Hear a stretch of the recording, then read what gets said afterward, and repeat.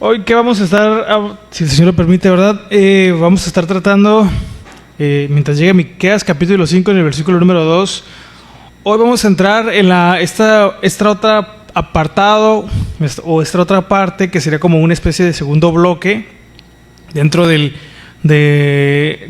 este apartado del mesianismo de Jesús. Y vamos a hablar ahí. Este segundo bloque va a tratar de Jesús y el cumplimiento profético, ¿ok? Ahí una disculpa en la página, un error de dedo ahí, su parte de su servidor.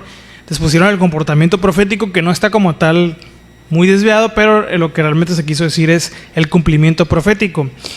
Aquí en este bloque, ¿verdad? Vamos a tratar de aprender, si el Señor lo permite, cómo se cumplieron las profecías del Antiguo Testamento en nuestro Señor Jesús, ¿ok? Es lo que vamos a estar tratando de explicar y aprender también, si el Señor lo permite, y vamos a ver cómo los diferentes pasajes cumplen o encuentran su cumplimiento en Jesús en esta parte de la obra del Mesías, porque todavía falta una parte por cumplir, ¿ok?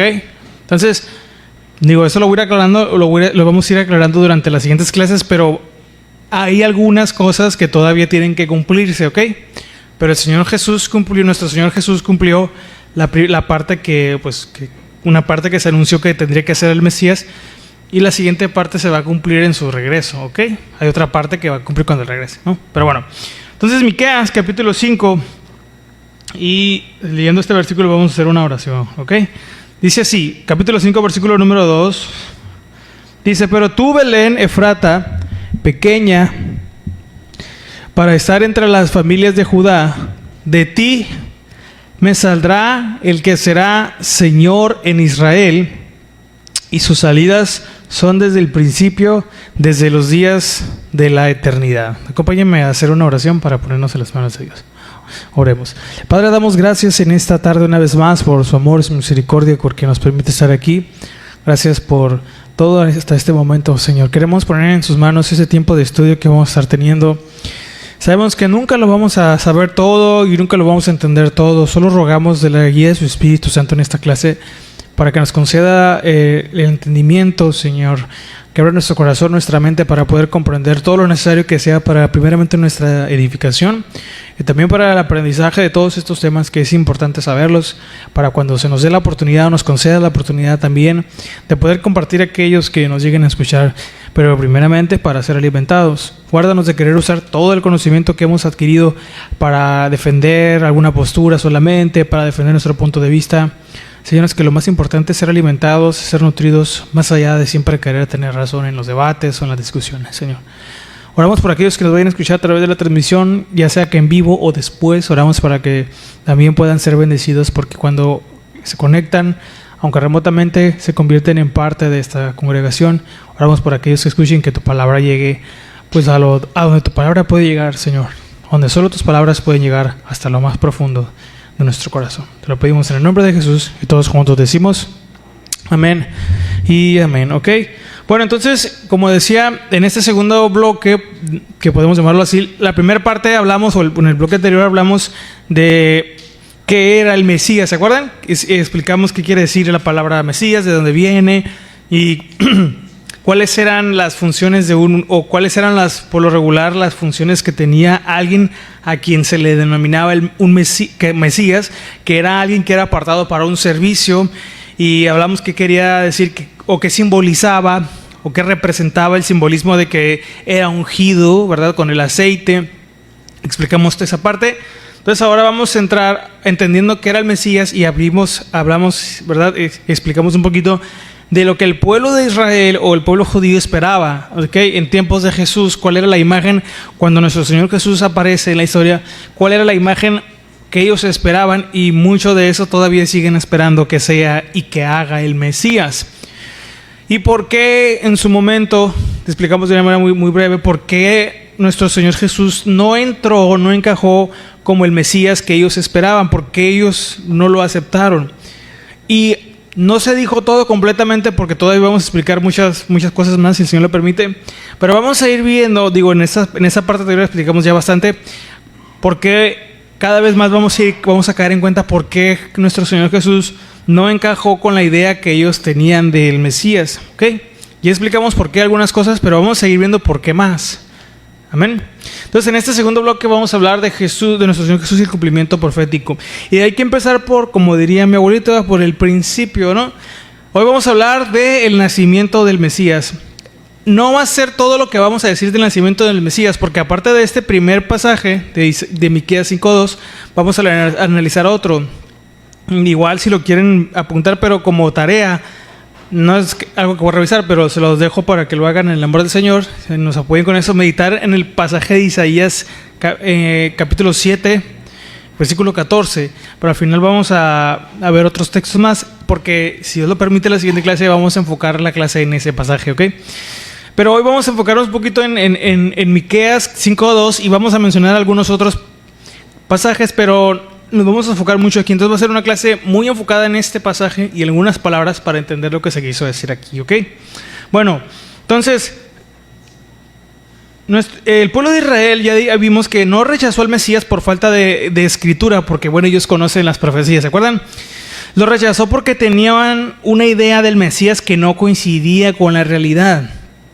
Y esto es algo muy importante porque nosotros debemos entender, no para juzgar y no para criticar, que con el paso del tiempo y como se desarrolló la historia, ellos se crearon una imagen del Mesías, ¿ok? Entonces el pueblo de Israel tenían las promesas de Dios, igual las tienen, ¿verdad? Las profecías y también, bueno, pues tenían esperanza. Pero también tenían expectativas, pues con todo el amor, ¿verdad? Lo decimos, y el respeto que se merecen. Tenían expectativas mal formadas. Ahora la pregunta va a cambiar cambia en ese sentido. ¿Por qué?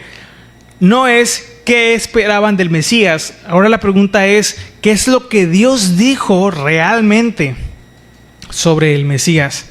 Entonces, ¿por qué es importante nosotros tener la respuesta a esta pregunta? Digo, no entendemos que no somos aquí catedráticos y no tenemos todo el conocimiento del universo, pero sí podemos hacer el esfuerzo por aprender lo suficiente para poder explicar por qué creemos nosotros que Jesús es el Mesías. ¿Ok?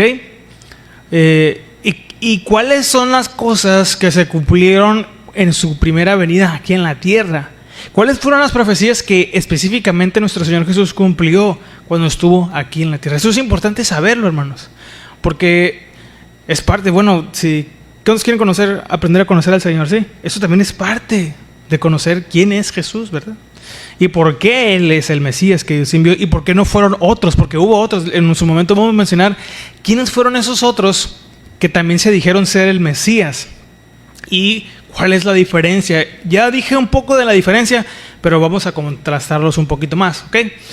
Entonces, porque aquí algo clave, hermanos, que necesitamos entender es esto: Dios no guardó silencio durante siglos. Dios habló y habló muchas veces. Habló, ¿se acuerdan lo que dice Hebreos? Pero lo vamos a aquí resumir un poquito. Habló a través de los profetas, ¿verdad? Pero también habló a través de sus promesas. Habló también a través de muchas imágenes y también a través de muchos símbolos. Y fue dejando pistas. Dios fue anunciando, ¿verdad? Como dejando unas pistas ahí, como un hilo que atraviesa toda la historia de la Biblia. El problema nunca fue la falta de información, el problema fue la interpretación. Y este es el problema también dentro de la iglesia, que las divisiones se dan por problemas de interpretación, que muchos ya lo hemos explicado, ¿verdad? Interpretan pasajes de una manera equivocada o desde una perspectiva muy rara o muy distante, ¿no? Entonces, esto cambia aquí el sentido, ¿verdad? Para nosotros. Vamos a ver entonces que Jesús, nuestro Señor, no aparece de repente, como de la nada, ¿no? Como una figura aislada. No es un accidente, no es una improvisación de Dios, es una reacción. No es una reacción, de Dios así nada más. Pues a ver, no. Nuestro Señor Jesús, ¿verdad? Es el cumplimiento de una historia que Dios ya venía escribiendo desde mucho antes, ¿ok? Entonces, cada detalle, su nacimiento, su origen, su ministerio, su identidad, todo esto, ¿verdad? Ya había sido anunciado. Todo esto Dios lo anunció en las profecías. Pero aquí, ¿verdad?, está la atención que vamos a explorar. Jesús sí cumple las profecías, pero no de la forma que muchos esperaban que lo hiciera. ¿Ok? Esa es la diferencia. Entonces aquí no solo vamos a estudiar los textos o los pasajes, ¿verdad? Vamos a aprender a leer también. ¿Cuántos les gusta aprender a leer la palabra de Dios? ¿Sí?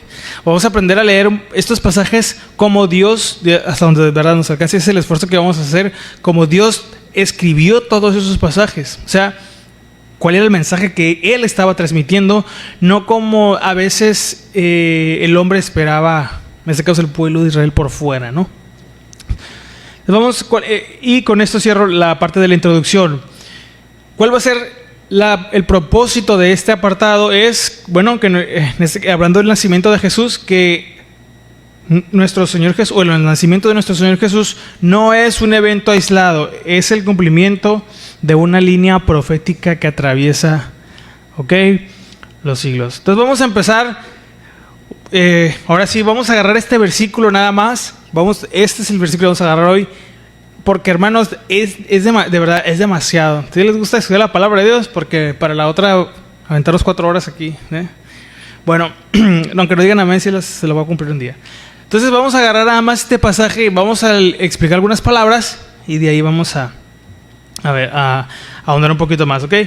Bueno, ya leímos Miqueas 5:2. ¿Cuál es el contexto aquí? Vamos a hablar un poquito del contexto histórico, ¿ok? Aquí, en la época de Miqueas, ¿ok? Vamos desde la época de Miqueas. Había crisis y había una falsa seguridad porque Miqueas profetiza en un tiempo donde había mucha injusticia social, ¿ok? No vamos aquí a estudiar vamos a dar un panorama del libro de Miqueas, pero ya tenemos ahí más o menos cómo... en el calendario nos han dado las guías de los libros. Bueno, puede leerlos también eso, para darnos una idea de lo que sucedía en esa época. Entonces, en la época de Miqueas había mucha injusticia social, había corrupción, ¿verdad? De los líderes, había una amenaza por parte del imperio asirio. Entonces el pueblo de Israel confiaba en eso, en que Jerusalén, en la ciudad, ¿verdad?, de Jerusalén, que era el centro religioso, confiaban en el templo y confiaban en una estructura política. Pero Dios, a través del profeta Miqueas, dice algo desconcertante. No señala a Jerusalén, señala a Belén, lo que leímos ahorita. Pero ¿por qué Belén? Bueno, nada más así de manera muy general. Belén, pues tiene mucha importancia y mucho significado. Porque Dios aquí anuncia que el nacimiento del Mesías sería en Belén. Porque miren, Belén no era una ciudad, no era una capital, no era un centro militar, no tenía un poder militar, esa ciudad, y no era relevante económicamente tampoco. De alguna manera, literalmente, era un lugar, una ciudad, pues insignificante, ¿sí me explico? Pero tenía una historia. Belén era la ciudad de David, según el primer libro de Samuel en el capítulo 16, no vamos a ir ahí, pero según ahí como referencia, y era el lugar donde Dios eligió al rey menos esperado, Fíjense esto. Esto no es coincidencia, hermanos. Dios ya estaba, ¿verdad?, aquí estableciendo algo, estaba anunciando algo, y hemos aprendido algo que sucede en el trato de Dios, en la manera en cómo Dios obra muchas veces, que Él escoge lo pequeño para revelar algo grande, Entonces vamos a empezar por algunas frases. Fíjese lo que voy a volver a leer Miqueas. Vamos con la primera frase en este caso de Miqueas, Dice, Miqueas 5:2: pero tú, Belén, Efrata, pequeña para estar entre las familias de Judá, hasta ahí. Miren, Belén, bueno, aquí lo alcanzo a ver. Belén, vamos a hablar del significado o de esta primera frase, Belén Efrata. ¿Qué quiere decir Belén? Ya todos sabemos el significado de Belén. ¿Se acuerdan qué quiere decir? Casa de pan o casa del pan. Después del contexto, lo que quiere, en hebreo es Bet Lehem, así es como se dice en hebreo, Bet Lehem. Y es lo que quiere decir, casa de pan o casa del pan. Y miren, es una historia muy interesante porque uno de los títulos que nuestro Señor Jesús se adjudica, ¿se acuerdan en Juan? ¿Cuál es? El pan de vida.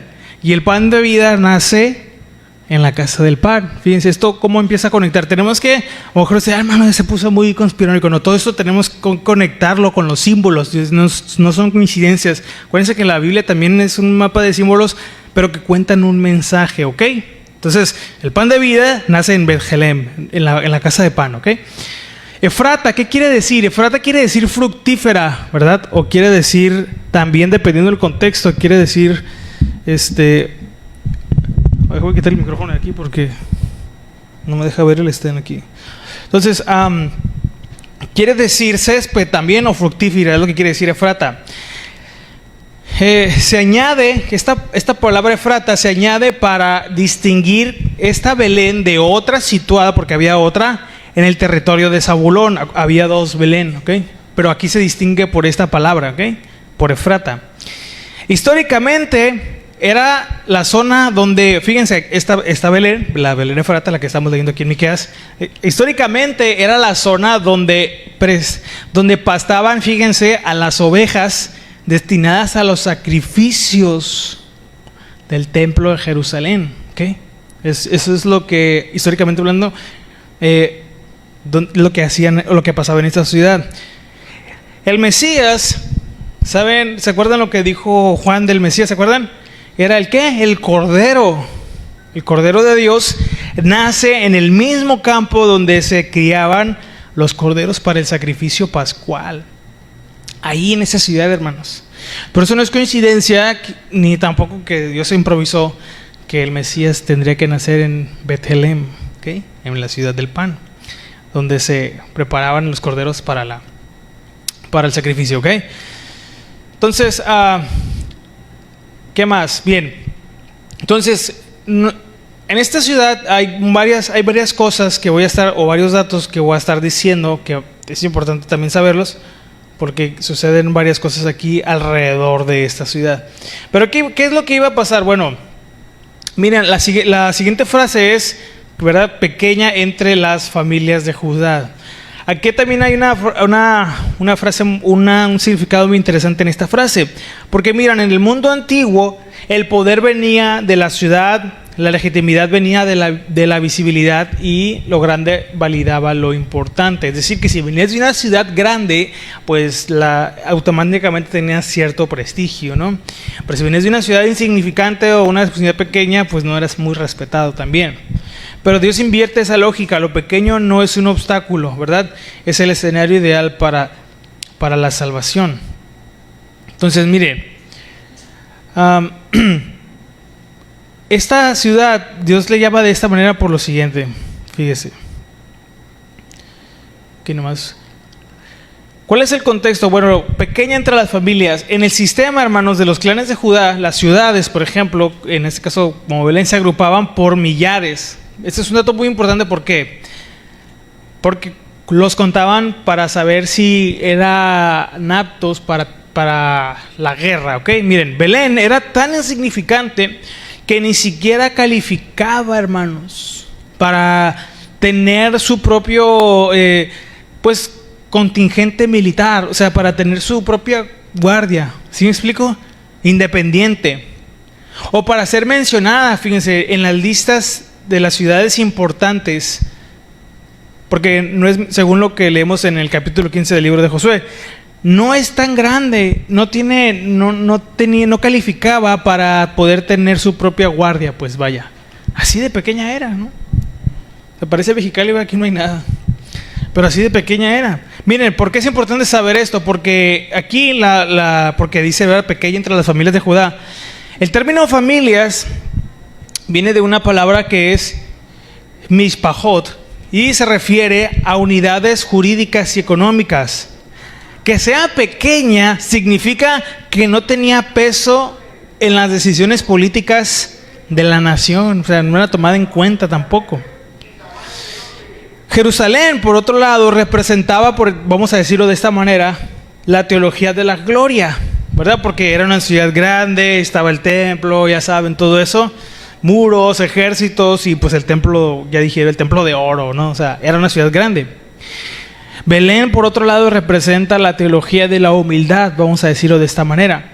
Entonces Dios está haciendo un reinicio del sistema monárquico, o sea, del sistema de gobierno, volviendo a las raíces pastoriles de David. Porque cuando Dios llama a David, ¿se acuerdan cuál era el oficio del rey David? Él era ¿qué? Pastor de ovejas, ¿se acuerdan? O sea, acuérdense, porque ahora para nosotros ser pastor de ovejas es algo noble, ¿sí o no? Hoy para nosotros que alguien, o sea, tenemos la idea por lo que hemos aprendido y por lo que vemos, que ser pastor de ovejas es una labor noble. Pero en esa época, en los tiempos del rey David y en la antigüedad, ser pastor de ovejas no era, qué padre ser pastor, no, era de las labores para los esclavos de más rango bajo. ¿Sí me explico? Era algo para los desechados. O sea, pues tú eres el pastor de las ovejas, a ver tú, el menos importante o el más insignificante. Ese tipo de gente era por lo regular quienes hacían el trabajo de ser pastor de ovejas. No era visto como algo noble.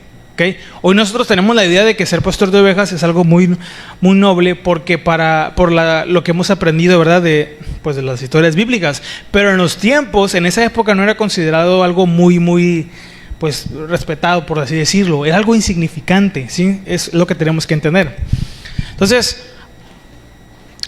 Dios escoge a David cuando era el pastor de ovejas. No, acuérdense, ya lo explicamos esa parte, pero acuérdense que como él era el menor de los hermanos, pues él estaba allá cuidando a las ovejas en lo más lejos. O sea, era el más insignificante. Bueno, era el más insignificante de sus hermanos, ¿ok? Pero bueno, entonces por eso Dios llama pequeña, ¿verdad? Por todas estas cosas, porque sí, así era. Belén era una ciudad insignificante. Belén no era una ciudad muy, muy llamativa, tampoco no era una ciudad importante en ningún sentido, ni político, ni económico. Es lo que está diciendo, ¿ok? Pero ¿qué dice la siguiente frase? Ok, de ti me saldrá el que será, ¿qué? Señor. Esta palabra es muy importante, Señor en Israel, pero la palabra Señor. De ti me saldrá el que será Señor en Israel. Aquí hay la palabra aquí que vamos a enfocarnos es, la palabra Señor. Esta palabra viene del hebreo Moshel, ¿ok? Moshel, así como se oye. Pero ¿qué quiere decir? Bueno, aquí hay una diferencia porque al español se traduce Señor, ¿verdad? En algunas otras versiones lo traducen como Rey, pero la Reina Valera lo traduce como Señor. Pero aquí hay algo muy interesante. Hay otra palabra en hebreo que se traduce como rey y es la palabra Melech. ¿Ok? Bueno, ¿cuál es la diferencia? Aunque esta palabra, Moshel, aquí se traduce Señor, también otras versiones lo traducen como gobernante. Moshel implica una regencia directa. ¿Ok? Mientras que Melech, que se traduce en la mayoría de los casos como rey, a menudo se asociaba con la estructura política que Miqueas estaba criticando por corrupta, o sea, el Melech o el rey. Pero Moshel evoca al gobernante que ejerce dominio por derecho propio y con sabiduría divina. Esa es la diferencia. Un Moshel es un gobernante, pero no solo es algo político, es alguien que tiene autoridad, es alguien que tiene un dominio legítimo. Es alguien que gobierna o que su gobierno tiene un propósito, ¿ok? No nada más vivir de los lujos y ejercer su poder, no. Pero bien interesante que dice, lo que nos dice entonces esta frase o esta palabra es que el Moshel, el Señor, ¿verdad? Que será levantado, que saldrá de Belén, no va a hacer política, va a gobernar. ¿Qué nos dice esto? Cuando nuestro Señor Jesús aparece, Él no vino a hacer propaganda política. ¿Se acuerdan? Que lo quisieron hacer rey. ¿Se acuerdan? ¿Y qué pasó? ¿No? Se salió de Morena. No, o sea, no les hizo caso, ¿sí o no? ¿Verdad? ¿Por qué? Porque esa no era la función que tenía que hacer en ese momento. Vino a ser el Moshel, el gobernante, el que iba a guiar al pueblo, el que iba a guiar con sabiduría. Entonces el enfoque, hermanos, es la naturaleza del gobierno que tendría, en este caso, el que sería el Moshel, el que sería el Señor. no la forma externa de cómo lo haría, sino su naturaleza de gobernar. Y esto vemos que cuando nuestro Señor Jesús predica, ¿se acuerdan? En las bienaventuranzas, en el Sermón del Monte. Ahí es donde se muestra cómo debe ser alguien que es, ahora sí que es ciudadano del cielo, ¿verdad? O del reino de Dios. Todas las ilustraciones, todas las parábolas que ilustran cómo es el reino de Dios, los da el Señor Jesús para darnos a entender que lo que importa no es lo externo, sino lo que sucede adentro, ¿verdad? En la naturaleza. ¿Ok? De ti me saldrá entonces el que será el Señor, el Moisés, el que va a guiar con sabiduría, el que va a gobernar con sabiduría al pueblo, en este caso pues a Israel. ¿Y qué más? Fíjense, la Reina Valera traduce que de ti me saldrá el que será el Señor en Israel. Aquí hay algo muy interesante. La palabra saldrá viene del hebreo yatzal. Esta palabra, ¿por qué es importante? Porque esta palabra se usaba para cuando nacían los reyes. Cuando nacía alguien de la realeza. Entonces ya va cobrando forma un poquito, ¿verdad? La figura que es de la realeza, que va a gobernar con la sabiduría de Dios, que saldrá de Belén de pequeña, de la casa de pan, de la insignificante. Pero aquí sucede algo particularmente interesante. ¿Por qué? Bueno, fíjense esto. Porque algo más sobre la parte de Belén, fíjense bien. Ya dijimos que Belén tiene una historia ahí, ¿verdad? Pero bueno, fíjense esto. ¿Por qué Belén, fíjense, era tan especial? ¿O por qué llegó a ser tan especial para un judío? Antes de brincar a esto, voy a explicar esta parte. ¿Por qué Belén? Si era algo insignificante. Bueno, miren, Belén tiene mucha historia a su alrededor. Aunque en la época de Miqueas era una ciudad significante, por lo menos a los días de Jesús, ya tenía una historia muy especial. ¿Por qué? Porque en Belén es donde murió Raquel. ¿Se acuerdan quién fue Raquel? No la canción, no la vayan a cantar. Fue la esposa amada de Jacob. Eso viene en Génesis 35, 19. ¿Okay? Aquí hay una aura de dolor y esperanza. ¿Qué más rodea a la historia de Belén? Bueno, toda la historia por ejemplo, de redención de Ruth sucede, ¿sabe dónde? En los campos de Belén. El Mesías, ahí, acuérdense que había otro significado de la palabra Mesías, ¿se acuerdan? El Mashiach, era el apartado, el ungido, ¿verdad? Pero un significado era alguien, era el que redimía, ¿se acuerdan? Un Mesías podía ser un pariente redentor. Tenía esta función. Bueno, el Mesías es el pariente redentor definitivo y su linaje se consolida en este suelo, en este campo, en los campos de Belén. ¿Y qué más? Belén vivía de la agricultura y del pastoreo, ya lo dijimos. Era una economía de subsistencia, en contraste con la economía de lujo que había en Jerusalén. La gente apenas vivía ahí. Entonces Dios elige esta ciudad para que de ahí salga el que verdaderamente gobernaría, y ya había mucha historia. Ya por estas cosas y por otros datos más, ya era una ciudad muy especial para el pueblo de Israel. ¿Ok? Por eso. Entonces dice, de ti me saldrá el que será el Señor en Israel. Y luego la Reina Valera, retomo lo que estaba diciendo, dice, y sus salidas son desde el principio, desde los días de la eternidad. Aquí sucede algo muy interesante. La palabra salidas, aquí en la Reina Valera traduce así, pero en el original, ¿verdad? También se traduce. Otro significado para esta palabra es orígenes. Miren, que viene del hebreo mikedem. Fíjense, y la palabra eternidad viene de olam, ¿ok? Del hebreo olam. ¿Por qué son importantes estas palabras? Por lo siguiente. Mikedem, que se traduce salidas o también se puede entender como orígenes, literalmente quiere decir desde el frente o desde el este. ¿Por qué es importante saber esto? Para nosotros no nos hace mucho ruido. Hermano, pues ¿qué quiere decir? Bueno, en la mentalidad hebrea, el pasado, fíjense esto, el pasado está frente a ti. ¿Ok? Frente a ti, o sea, lo puedes ver. Todos nos acordamos qué pasó, ¿verdad? Ayer. O si no se acuerda, hermano, pues ahí hay que ir al doctor, algo, puede un problema ahí. Pero el pasado se puede ver, el pasado está frente a ti en la mentalidad hebrea y el futuro está detrás. ¿Por qué? Porque no lo podemos ver, no lo puede ver. Usted y yo no lo podemos ver.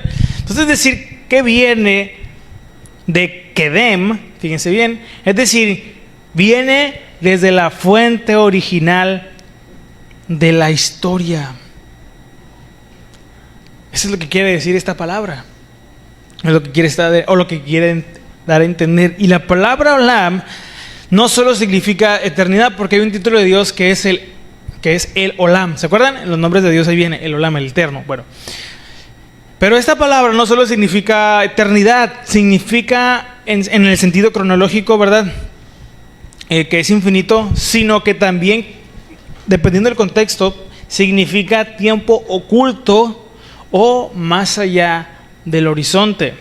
Entonces Miqueas está diciendo que este niño que nacería, este señor, este Moisés que aparecería de la ciudad de Belén, este niño que aparecería, tiene una preexistencia. Como por eso no se podía esperar que, o sea, aquí ya Dios está anunciando que ¿quién es el único que ha existido siempre? Dios. O sea, Dios mismo se encarnaría, pues. O sea, las mismas palabras, las mismas expresiones ya estaban anunciando las características pero hablando en el pasaje en el nacimiento del Mesías que tendría. No es solo un descendiente de David, porque acuérdense que el pueblo hebreo o el pueblo judío solamente lo ve como un descendiente del rey David, pero se quedan ahí. La realidad es que no es solo un descendiente del rey David, es alguien que ya existía antes que David. Y eso, el único que puede existir, el que dijo antes que Abraham fuese yo soy, que fue nuestro Señor Jesús, es Dios. Entonces ya va construyéndose un poquito más la imagen, ¿verdad? Bueno, entonces, ¿qué pasa aquí? Bueno, para profundizar un poquito más, miren, el cumplimiento de la profecía, hay que entender un concepto hebreo o una palabra o una expresión hebrea, ¿verdad?, que se entiende como la providencia divina, que es el Hashagah Pratit. Miren, nada más para conectarlo con un pasaje, miren, acompáñenme a leer, ¿verdad?, ahí en Mateo, fíjense lo que estaba pasando. ¿Por qué es importante entender esto? Porque ¿se acuerdan de dónde sale, de dónde viajan a Egipto? Pues de Belén, ¿verdad? Bueno, ¿por qué salen de ahí? Bueno, porque el pueblo de Roma, el imperio romano hace un censo, ¿se acuerdan? Estoy nomás conectando esa parte con ese punto, ok. Y fíjense, es Isaías capítulo 11, versículo 1, fíjense, acompáñame a leer ahí. Isaías capítulo 11, versículo 1. Y ahorita vamos para Mateo.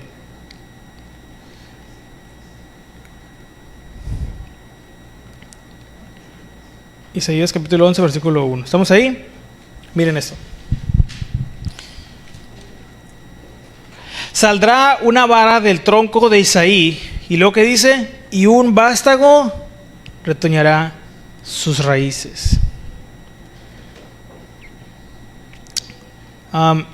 Miren, cuando se lee esta palabra, estas frases para nosotros no, en español no tienen mucho sentido, pero miren, vamos a ver algo aquí muy importante.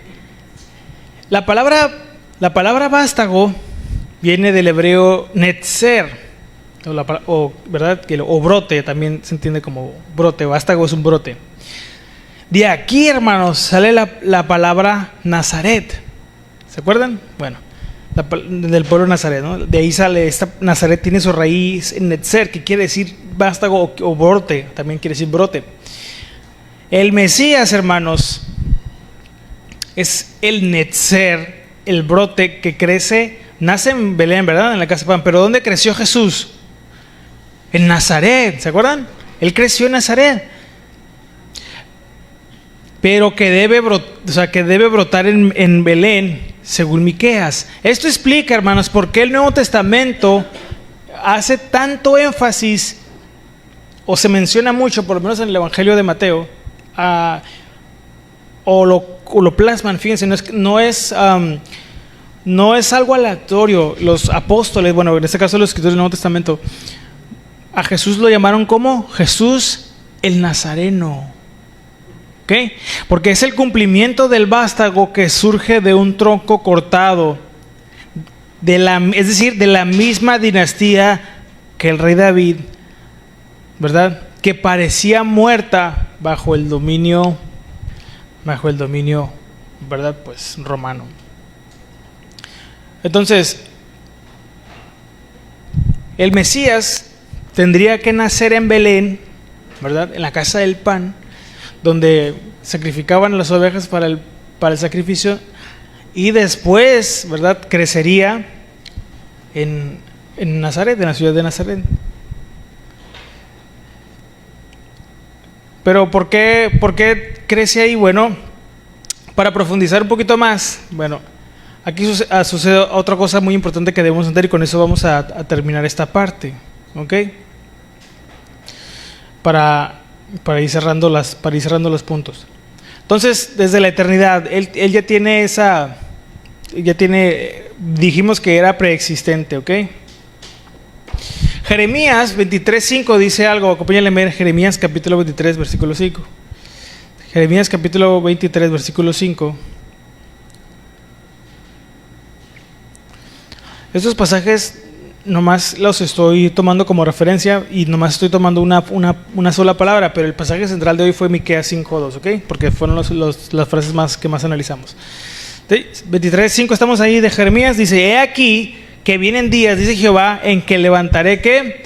A David como renuevo justo, y reinará como rey, el cual será dichoso y hará juicio y justicia en la tierra. Dice que levantará a David renuevo justo. Aquí es otra palabra que también se traduce como brote o retoño en español, pero en hebreo es otra palabra, es shemach, ¿ok? ¿Qué quiere decir? Bueno, esta es la misma idea que tiene Netzer en Isaías 11, que ya leímos. El Mesías no aparece como imperio, aparece como crecimiento, ¿ok? En la primera aparición del Mesías, o sea, cuando vendría aquí a la tierra, no iba a ser de la manera en como ellos lo esperaban, que iba a llegar con un ejército y que iba a traer la paz a la tierra y que ya todo se iba a acabar. Cuando el Mesías apareciera, vendría de una manera diferente, como iba a tener como una apariencia débil, ¿ok? Apariencia, solamente apariencia. Y lo que vendría a enseñar y lo que vendría a predicar sería el reino de Dios, pero para tener el reino de Dios en el corazón, no para literalmente entrar a un lugar, a una nación nueva, literalmente. En esta primera aparición no, eso sucederá después, ¿ok?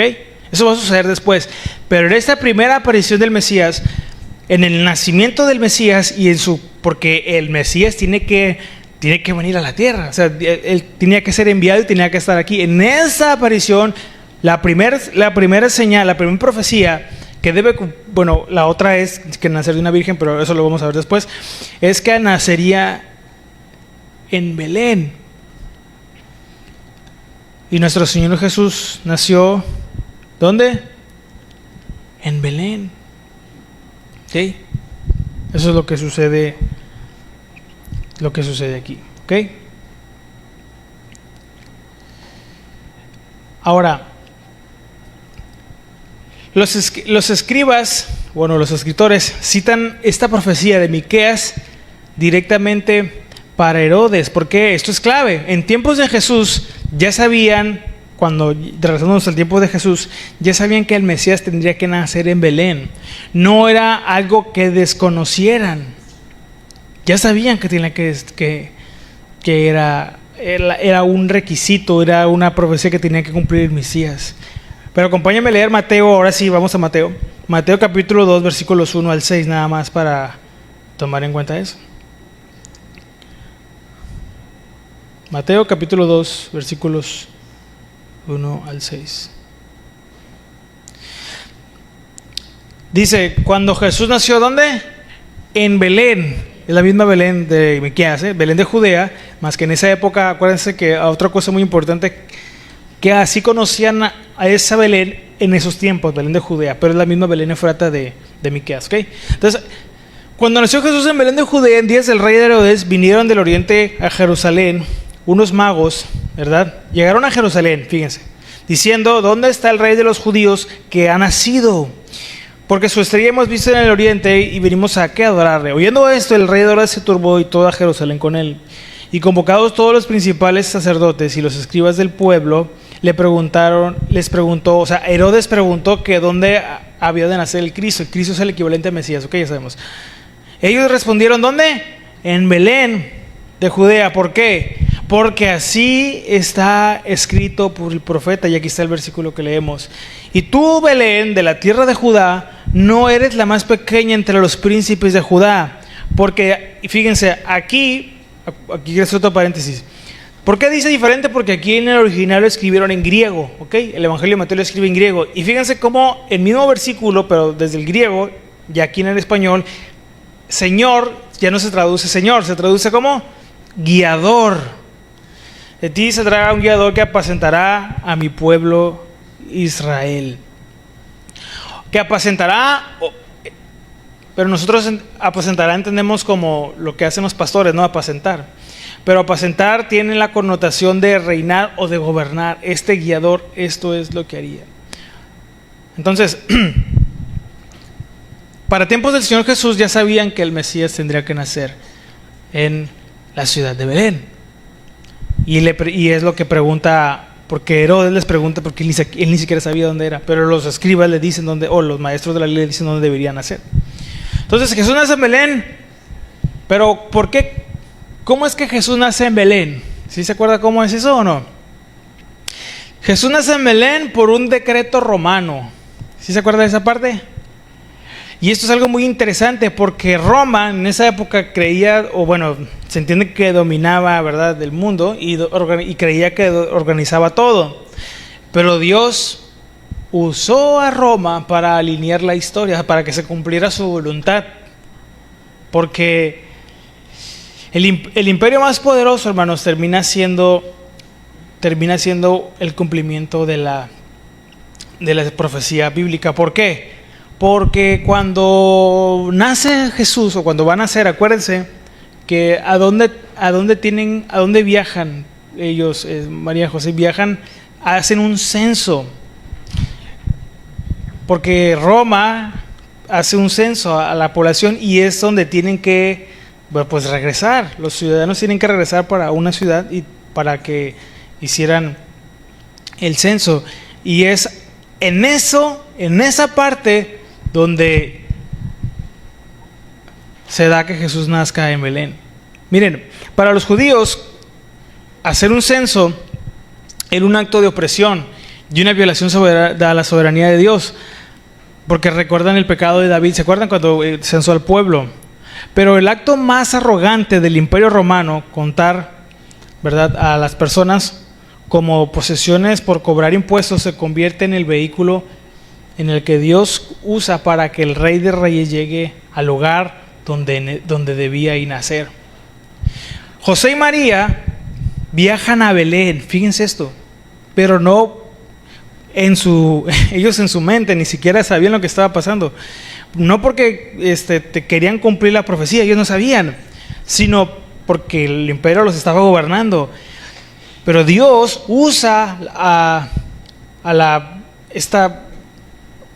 este imperio, a este gobierno, ¿verdad?, y a toda la maquinaria del estado pagano para mover a sus siervos al centro de su voluntad. Y es ahí, en ese censo, donde cuando viajan a Belén, que nace Jesús. Qué tremendo, ¿verdad? Cómo Dios ordena todo y a Él no se le escapa nada, hermanos. O sea, si Él prometió, profetizó que el Mesías tendría que nacer en Belén, se encargó de que así fuera. Entonces, para ir cerrando esta parte, para ir cerrando ya esta clase, Miqueas capítulo 5 en el versículo 2 nos enseña algo muy importante, que Dios no revela su reino desde lo dominante, desde lo visible o desde lo impresionante al ojo humano, ¿ok? Desde el punto de vista humano. Lo revela desde lo oculto, desde lo pequeño al ojo humano, desde lo aparentemente insignificante para la vista de los seres humanos. Hermanos, hoy vivimos en una cultura que mide el valor de alguien por su impacto, por su visibilidad, por su influencia. Alguien con estas cosas puede llamarse alguien exitoso, según la cultura del mundo y de la sociedad en la que hoy vivimos. Pero hermanos, el reino de Dios opera de manera distinta. Hermanos, lo eterno comienza con lo invisible. Y lo divino muchas veces nace en lo ordinario. Nadie se imaginó que Dios escogiera a Belén, la ciudad más insignificante, para que naciera el Mesías, porque estaba Jerusalén, estaban otras ciudades, pero Él escogió Belén. Entonces, esto nos lleva a una pregunta, porque al final tenemos que, cuando saben que aunque es un estudio, tenemos que llevarnos una palabra para nosotros. Podemos preguntarnos, ¿estoy esperando que Dios actúe en lo grande y por eso ignoro lo que está haciendo en lo pequeño?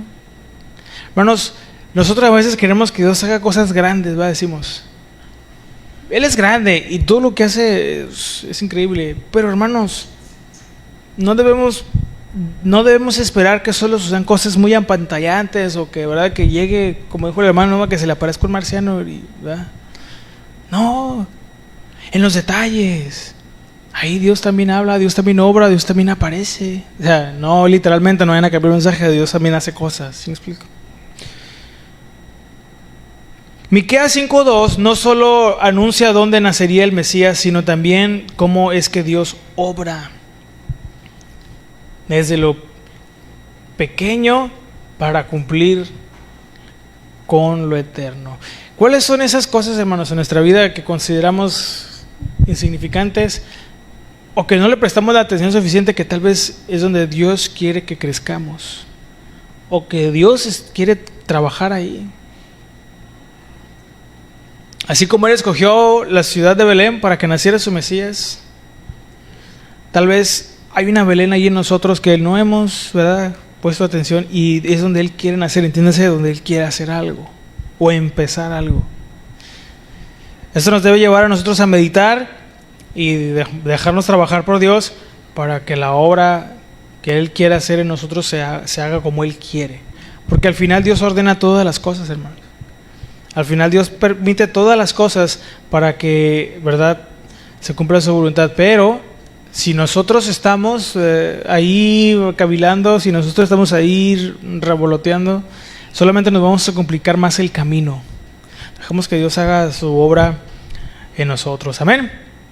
Bien, pues hasta aquí vamos a dejar la clase. Este fue el pasaje de Miqueas capítulo 5 en el versículo 2. Hay más pasajes. Los otros que yo mencioné solamente los tomé como referencia, que fue el de Jeremías. Y en Mateo no profundizamos, pero bueno, otro pasaje que ahí se los dejo para que lo mediten. La siguiente clase lo vamos a mencionar. Es Génesis capítulo 49, versículo 10, ¿ok? Nomás lo voy a leer a propósito del tema, pero este va a quedar para la siguiente clase y luego vamos a entrar al otro pasaje de Isaías, ¿ok? Génesis capítulo 49, vamos a leer ahí el versículo número 10. Dice 49:10 de Génesis: no será quitado el cetro de Judá, ni el legislador de entre sus pies, hasta que venga Silo, y a él se congregarán los pueblos. Bueno, no será quitado el cetro de Judá. Aquí todavía no existía el reino, hermanos. Ese es un anuncio muy, muy anticipado de lo que Dios haría en la época de Génesis, ¿verdad? Pero allí aquí habla de que esto establece algo, establece una tribu. ¿A cuál? A la tribu de Judá, que sería la línea, una línea de autoridad. Y Belén, hermanos, ¿se acuerdan dónde está Belén? En Judá. Belén está en Judá. Pues ahí es donde tiene toda la coherencia el plan de Dios. Desde el Génesis, Dios anunció que ahí, de la casa del pan, vendría el Mesías, vendría el Salvador, el guiador, este gobernador, este Meshol, que guiaría al pueblo. Amén. Entonces hasta aquí lo vamos a dejar, y si el Señor lo permite, ya se acabó la historia de la iglesia. Yo sé que están bien tristes, querían seguir aprendiendo más, pero ya terminamos. La siguiente semana vamos a continuar y vamos a entrar en el siguiente pasaje para meditar, para seguir avanzando. Amén. Y el siguiente pasaje es Isaías capítulo 7. Y aquí vamos a explicar la otra parte del nacimiento. La primera fue que nacería en Belén, ¿se acuerdan? Pero en Isaías 7:14 vamos a ver otra parte del nacimiento, que es que tendría que nacer de una virgen. Y he aquí que la virgen concebirá y dará a luz un hijo. ¿Okay? ¿Cómo iba a hacer una oración para estar terminando? Y si el Señor lo permite, nos vemos en la siguiente clase. Amén. Oremos. Padre, damos gracias en esta hermosa tarde una vez más por su amor y su misericordia, por este tiempo que nos concedió estar aquí. Gracias por todas las cosas que permitiste para que nos pudiéramos reunir. Amado Padre, pedimos perdón cuando no hemos amado y valorado tu palabra y todo lo que tú permites para que nosotros seamos alimentados. Perdónanos cuando vemos estos tiempos de reunirnos solamente como una cosa más en nuestra lista de actividades religiosas que debemos cumplir, solamente para decir que lo hicimos o para callar una parte de nuestra conciencia. Ya vine, ya cumplí, ya pues ya. Ayúdanos a tener ese compromiso, esa pasión por las cosas que hacemos y dedicamos para ti. Más allá, Señor, de que a lo mejor muchas veces podamos sentir que no es mucho de nuestro gusto, enséñanos a que nuestra adoración vaya más allá de gustos personales, de criterios personales. Ayúdanos a doblegar esa parte para quedarnos con lo mejor, así como María, que se quedó a tus pies. Y llévanos con bien a nuestros hogares. Padre, guarda nuestras familias que nos esperan, nuestros familiares que nos esperan, nuestras casas que nos has prestado, y si así lo permites, podemos venir a reunir de nuevo aquí el sábado para aprender tu palabra y también así el domingo. Te lo pedimos en el nombre de Jesús y todos juntos decimos amén y amén. Dios les